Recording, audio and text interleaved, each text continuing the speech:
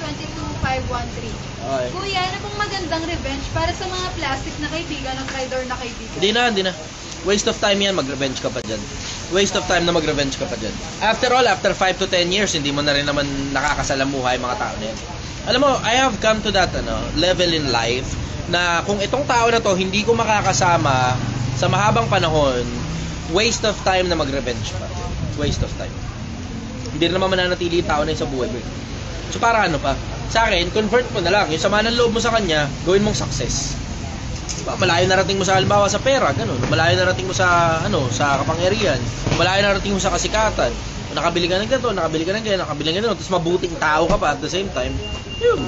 Malayo mararating mo kapag nagpo-focus ka lang sa sarili mo versus yung kailangan mo pang pagpokusan yung putang inang kung sino mang masama loob mo. Di na, huwag ka nang focus dun. Fokusan mo yung sarili mo.